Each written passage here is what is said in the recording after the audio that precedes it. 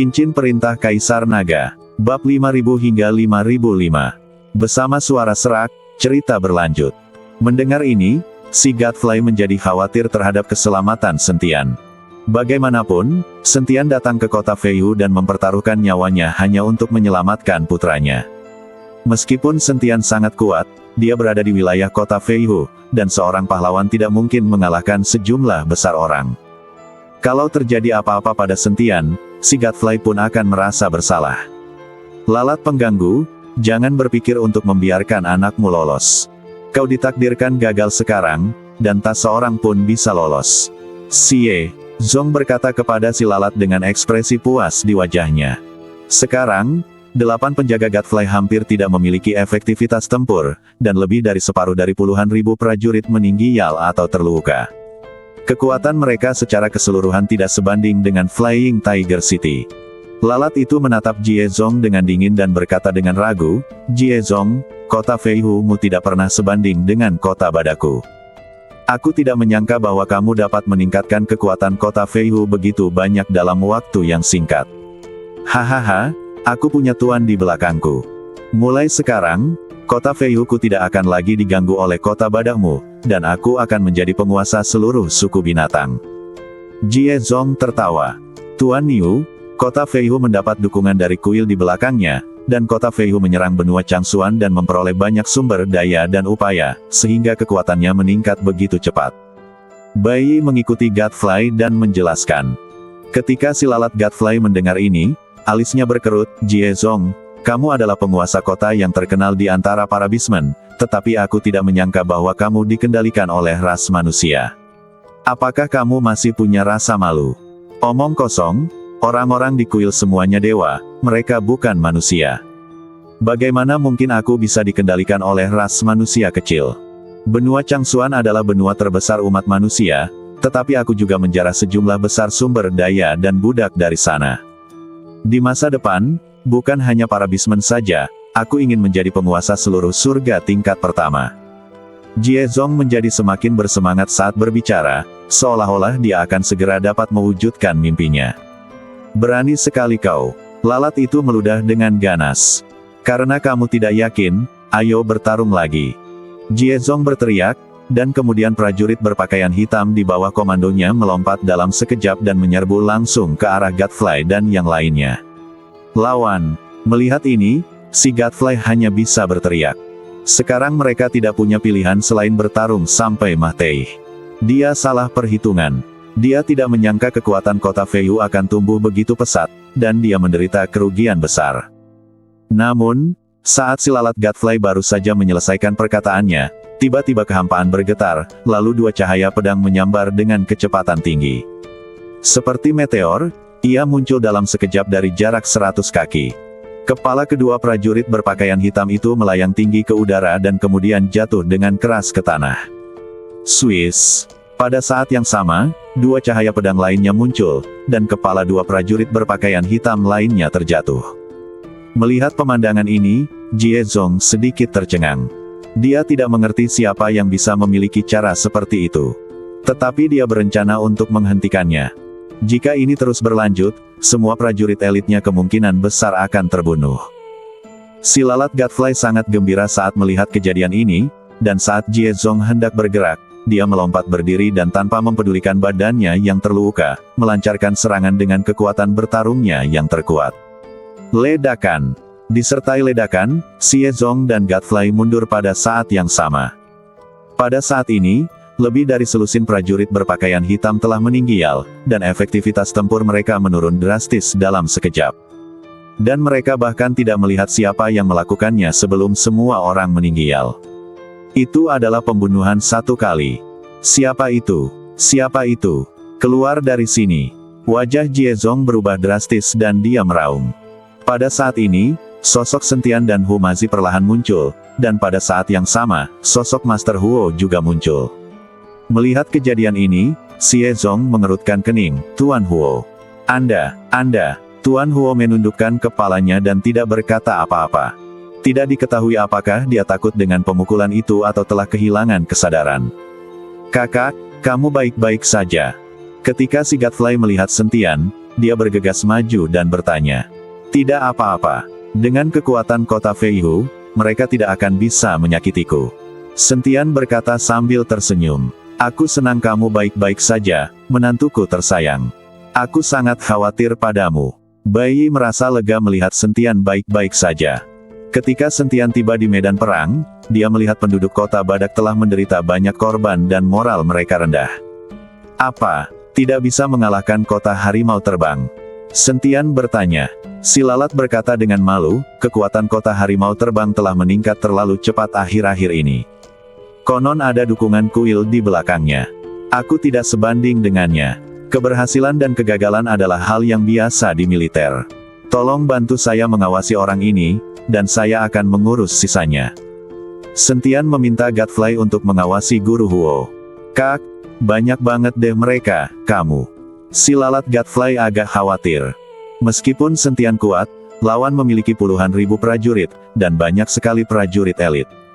Kekuatan Jiezong juga tidak lemah, terutama karena orang ini juga memiliki keterampilan sihir. Jangan khawatir, aku akan membunuh mereka seperti aku membunuh semut. Sentian menepuk bahu si pengganggu.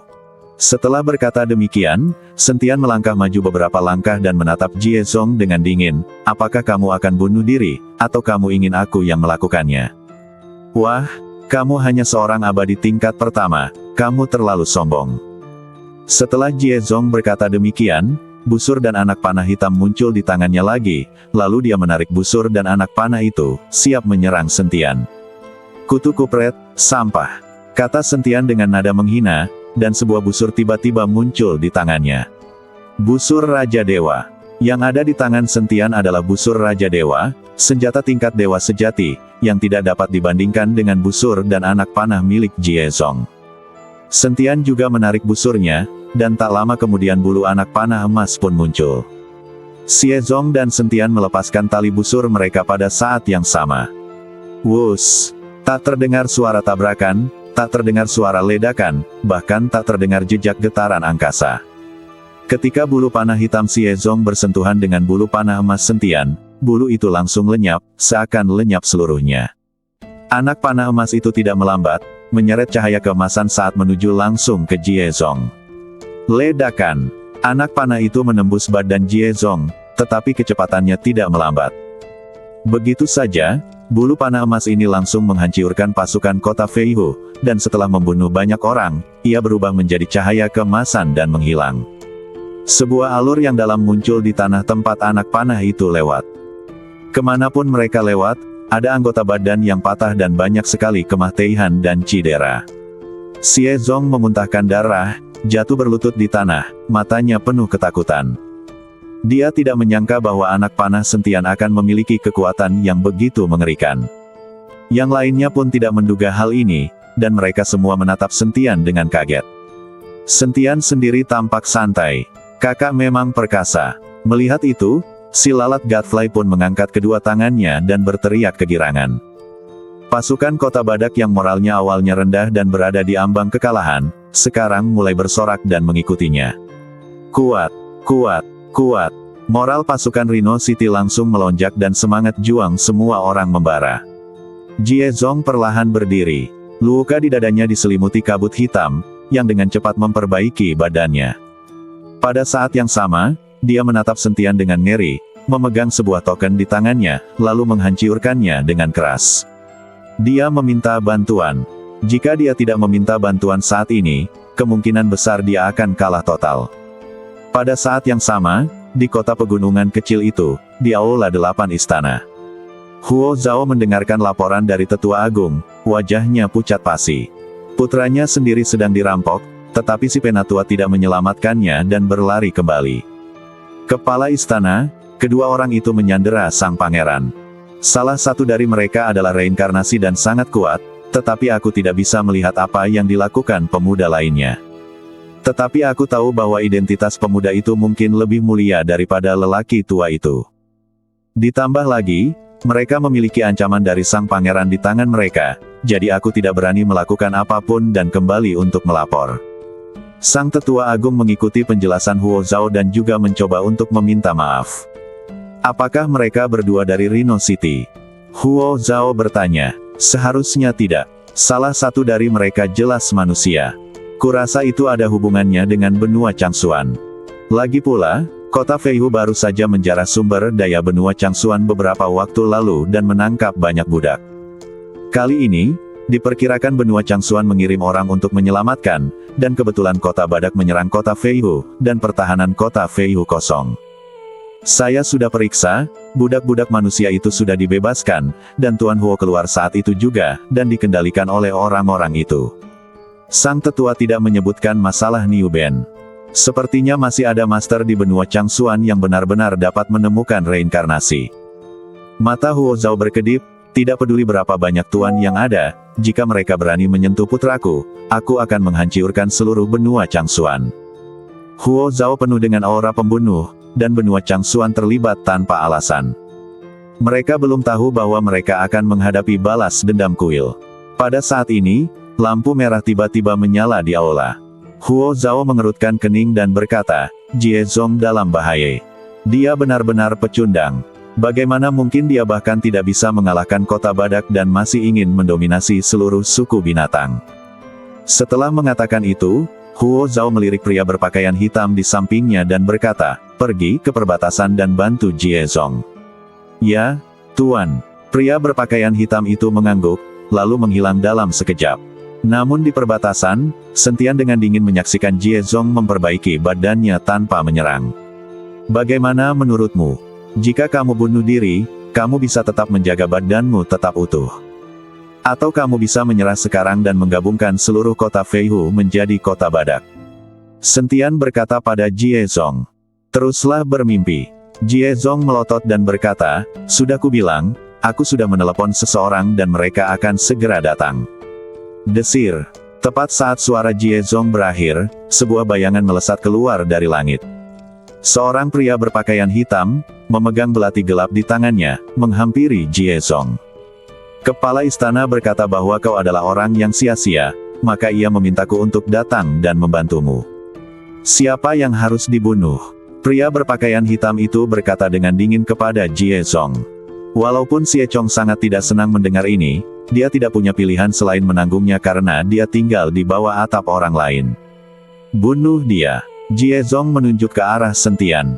Pria berpakaian hitam itu hanya melirik Sentian dan mulai menyerang tanpa mengucapkan sepatah kata pun. Wajah Sentian penuh dengan penghinaan dan dia hendak mengambil tindakan, tetapi dihalangi oleh Humazi. Aku akan menghadapi antek-antek ini. Humazi meninju. Ledakan. Pria berpakaian hitam itu langsung terdorong mundur, Humazi tersenyum dingin, dan badannya pun lenyap seketika. Pria berpakaian hitam itu sedikit mengernyit dan menatap Humazi yang menyerangnya. Badannya mulai memudar, dan akhirnya meninggalkan jejak bayangan yang menyerang Humazi dari segala arah. Melihat pemandangan ini, mata Humazi menyipit sedikit, lalu dia menggumamkan sesuatu, dan jimat kuning muncul satu demi satu.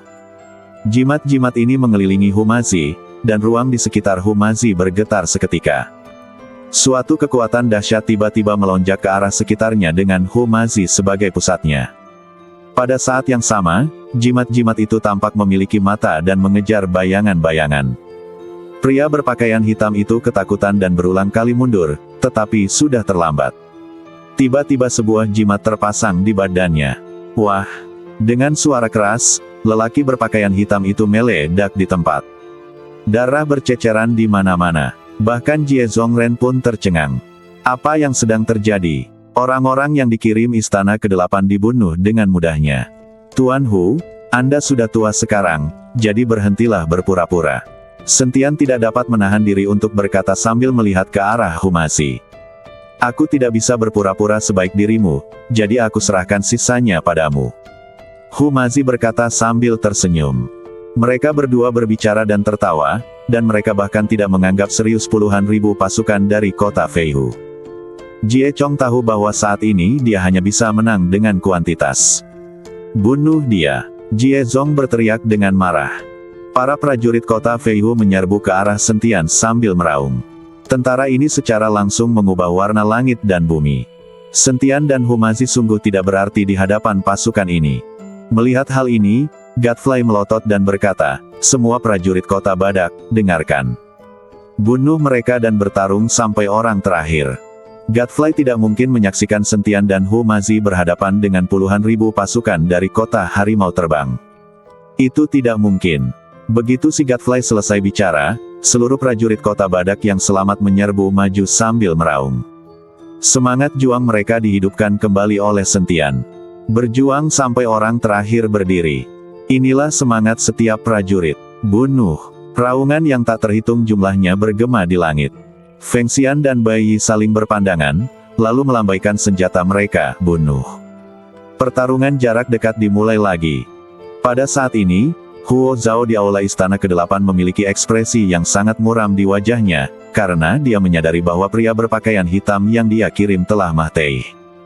Tuan, macam apa yang ada di Rhino City? Bahkan Shadow pun sudah mati. Huo Zhao berkata dengan bingung. Kepala istana, bagaimana kalau aku mengajak beberapa orang untuk melihatnya? Kata sang tetua agung. Tidak perlu, bawalah orang-orang ke benua Changsuan dan pastikan untuk menyelamatkan sang pangeran. Selain itu, bersihkan seluruh benua Changsuan. Kata Huo Zhao. Setelah berkata demikian, Huo Zhao melambaikan tangannya pelan, lalu muncullah seorang lelaki tua berjubah abu-abu. Kalian bertiga pergilah ke perbatasan dan lihatlah. Kalian adalah ahli formasi, jadi kalian akan memiliki keuntungan dalam melawan pasukan besar itu. Huo Zhao berkata kepada tiga pria tua berjubah abu-abu. Baik, Tuan. Ketiga lelaki tua berjubah abu-abu itu pergi. Melihat hal ini, sang tetua agung tidak punya pilihan selain mengerahkan pasukan dan berangkat menuju benua Changsuan untuk menyelamatkan Guru Huo. Adapun apakah Sentian dan yang lainnya berasal dari benua Changsuan, tetua agung sebenarnya tidak tahu dan hanya menebak. Bagaimanapun, Humazi adalah manusia dan tidak mungkin berasal dari kota badak. Saat ini di perbatasan, prajurit Rhino City bertempur dengan semakin berani. Pada saat yang sama, Sentian berubah menjadi aliran cahaya, memegang pedang pembunuh naga, dan terus membunuh prajurit elit kota Feihu. Humazi merapal mantra, dan prajurit dari kota harimau terbang satu demi satu meninggal akibat mantra tersebut. Jie Zong bersembunyi di belakang, terus-menerus memperbaiki badannya, wajahnya penuh kekhawatiran dan harapan. Dia sekarang berharap istana ke-8 dapat mengirim seseorang ke sana, dan tidak mengirim orang-orang sampah seperti yang baru saja dilakukannya. Percuma saja, mereka akan langsung dibunuh saat datang. Tepat pada saat itu, tiga lelaki tua berjubah abu-abu tiba, masing-masing memegang tongkat hitam di tangannya. Sangat mudah untuk menghilangkan stres dan saya langsung kegirangan. Tiga tuan, silakan bertindak, kata Jie Zong. Jangan tidak sabar, kata salah satu lelaki tua berjubah abu-abu. Setelah berkata demikian, ketiga lelaki tua berjubah abu-abu itu mulai merapal mantra. Pada saat yang sama, rune muncul di kehampaan di sekitar mereka. Pada saat yang sama, tiga kekuatan misterius terus menyebar. Tiga sosok berjubah abu-abu berdiri di udara, tongkat hitam di tangan mereka terjalin menjadi jaringan rune aneh. Saat nyanyian itu menjadi semakin cepat, sebuah susunan cahaya segitiga besar tiba-tiba muncul di atas seluruh medan perang, dengan setiap sudut berhubungan dengan seorang lelaki tua berjubah abu-abu. Formasi pemusnah jiwa 3 bakat, aktifkan. Orang tua di depan berteriak keras dan menghantamkan tongkatnya dengan keras ke dalam kekosongan. Berdengung, energi spiritual antara langit dan bumi tiba-tiba membeku. Para prajurit kota badak merasa ngeri ketika mendapati energi spiritual dalam badan mereka tampaknya membeku, dan mereka tidak dapat melakukan keterampilan tempur yang paling sederhana sekalipun.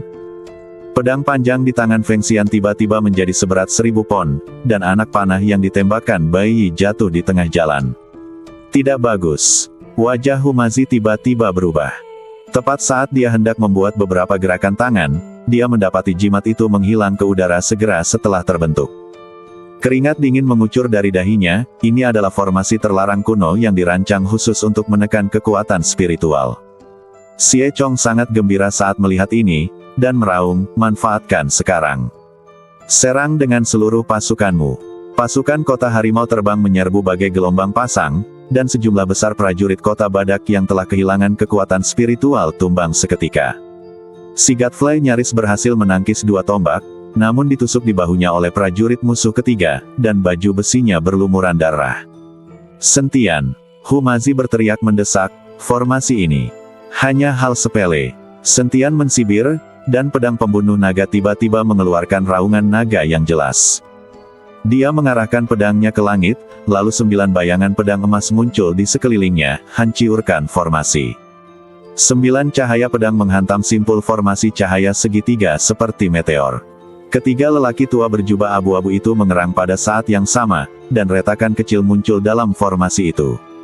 Mata Sentian bersinar dengan cemerlang, dan pedang kedua mengikutinya, potong. Pedang pembunuh naga berubah menjadi bilah pedang raksasa sepanjang ratusan kaki dan menebas, menyebabkan seluruh formasi bergetar hebat. Orang tua di depan itu memuntahkan seteguk darah dan berkata dengan ngeri, bagaimana dia bisa menemukan mata formasi itu? Karena kamu terlalu bodoh. Sentian tiba-tiba muncul di atas ketiga orang itu. Kakak, ini untukmu. Melihat ini, si lalat Godfly melemparkan cermin perunggu ke arah Sentian. Ini adalah cermin perunggu di rumah Godfly, digunakan untuk melihat pemandangan di api penyucian. Sentian mengambil cermin perunggu dan menyorotkannya ke arah ketiga lelaki tua itu. Cermin itu memantulkan wajah ketakutan ketiga lelaki tua itu, dan dia berbisik, sekarang giliranku. Seni ilusi langit. Cermin perunggu itu memancarkan cahaya putih yang menyilaukan, dan ketiga lelaki tua itu tanpa sadar menutup mata mereka. Ketika aku membuka mataku lagi, medan perang di sekelilingku telah menghilang, digantikan oleh kabut yang tak berujung. Ilusi. Orang tua di sebelah kiri mensibir, hanya ilusi.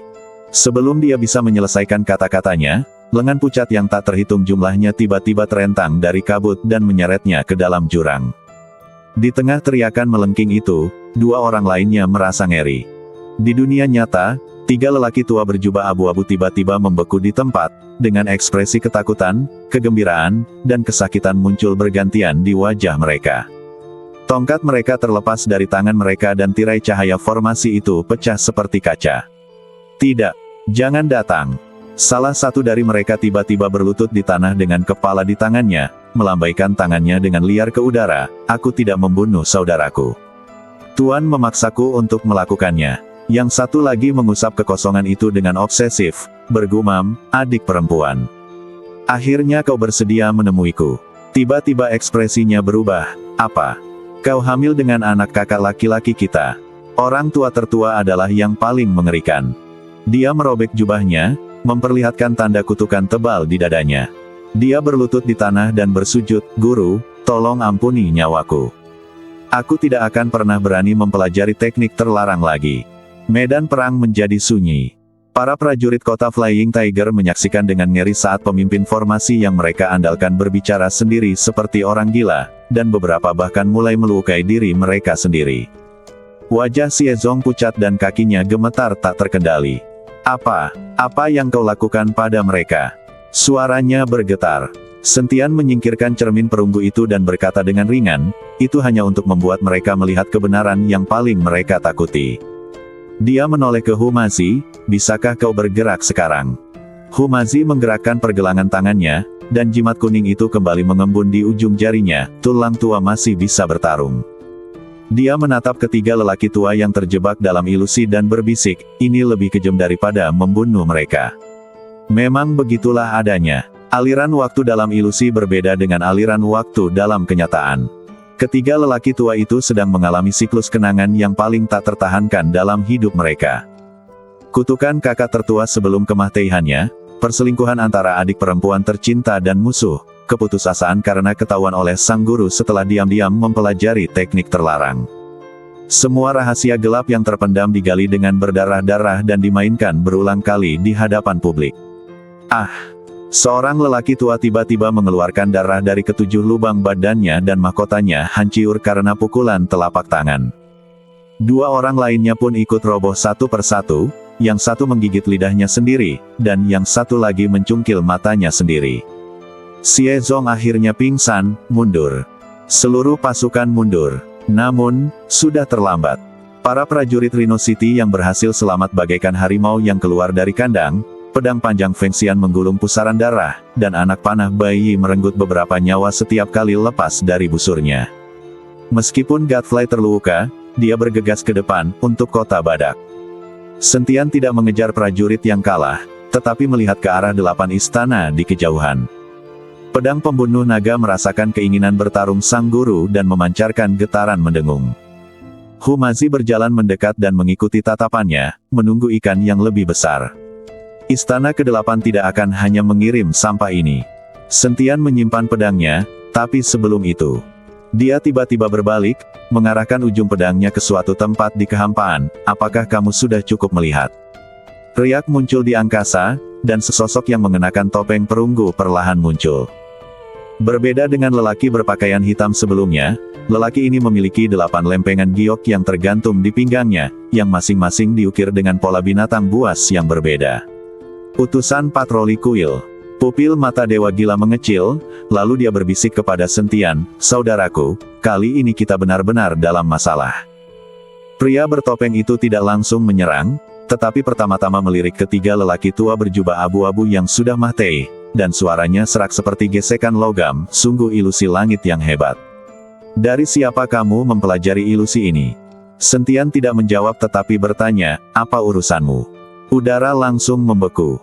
Aura mengerikan meledak dari pria bertopeng itu, dan 8 lempengan giok menyala pada saat yang sama. "Itu kamu."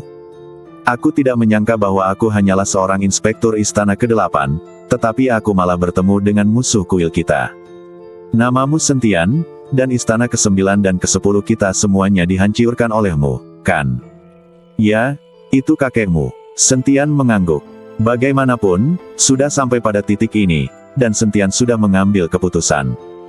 Karena dia sudah ketahuan, dia akan mengakuinya dengan murah hati. Pria bertopeng itu perlahan menarik cambuk tulang dari pinggangnya dan berkata, "Aku akan menarik jiwamu dan menggantungnya di lampu jiwa di kuil untuk membakarnya selama 100 tahun. Humazi hendak melangkah maju namun dihentikan oleh Sentian, "Kamu tidak bisa mengatasi ini." Dia berbisik, "Bawa semua orang pergi dan jangan berkelahi." Sentian tidak tahu seberapa kuat utusan patroli ini, namun kekuatannya jelas tidak rendah. Dia diperkirakan lebih kuat dari penguasa istana ke-8, Huo Zhao. Selain itu, tidak diketahui apakah ada orang lain dari kuil di sini, jadi Sentian hanya bisa membiarkan Humazi dan yang lainnya mundur terlebih dahulu. Ketika saatnya tiba dan Anda benar-benar bukan tandingan lawan, Anda masih dapat menemukan kesempatan untuk melarikan diri. Jika Anda tidak bisa mengalahkan mereka, melarikan diri pun tak apa. Pria bertopeng itu menyeringai, "Tidak seorang pun dapat melarikan diri." Cambuk tulang itu tiba-tiba memanjang 100 kaki dan melilit leher Humazi seperti makhluk hidup. Namun bayangan cambuk itu terpotong di tengah jalan oleh cahaya pedang kemasan. Sentian berdiri di udara tanpa tahu kapan, dan bayangan naga emas besar muncul di belakangnya, "Lawanmu adalah aku." Pria bertopeng itu akhirnya menjadi serius, "Naga emas. Apakah kamu dari klan naga?" Tiba-tiba dia melepas topengnya, memperlihatkan wajahnya yang penuh dengan pola kutukan, "Kalau begitu aku tidak bisa membiarkanmu hidup." Pola kutukan itu menggeliat seperti cacing tanah, menutupi seluruh badannya dalam sekejap mata. Badannya mulai berubah bentuk, tumbuh sisik dan taji tulang, dan akhirnya berubah menjadi monster setengah manusia setengah naga. 8 lempengan giok menyatu ke dalam badannya, membentuk pelindung tulang yang dahsyat di persendiannya. Transformasi naga dewa. Dewa gila itu berteriak kaget, "Saudaraku, hati-hati. Ini adalah kekuatan sihir kuno para dewa." Pria bertopeng yang berubah menjadi naga meraung ke langit, dan gelombang suara mengguncang bebatuan dalam radius 10 mil hingga retak. Dia mengayunkan cakarnya yang tajam, dan 5 sinar hitam merobek ruang dan langsung menuju tenggorokan Sentian. Sentian tidak menghindar atau menghindar, dan pedang pembunuh naga tiba-tiba terbelah menjadi ribuan dan mengalir turun bagai hujan badai. "Kalian pergi saja," teriak Sentian. Aura utusan patroli kuil membuat Sentian merasakan krisis, jadi dia harus meminta semua orang pergi terlebih dahulu. "Saudaraku, aku tidak akan pergi. Kami akan membantumu." Si Godfly dan si Gila Abadi ingin membantu Sentian. "Menantu laki-lakiku tersayang, aku juga tidak akan pergi. Bayi pun tidak pergi."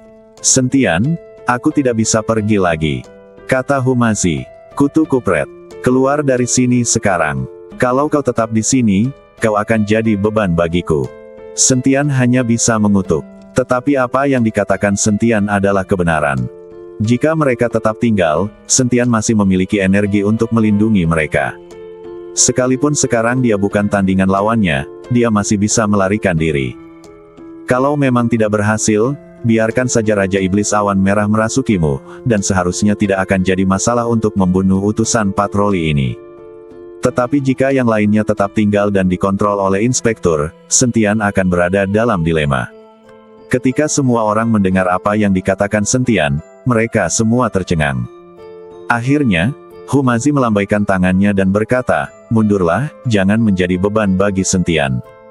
Semua orang mulai mundur, dan Xie Zong, bersama prajurit kota Feihu, lolos dari bencana dan dapat bernapas lega. Akan tetapi, mereka juga menderita kerugian besar, dengan kurang dari sepertiga pasukan mereka yang tersisa. Bersambung.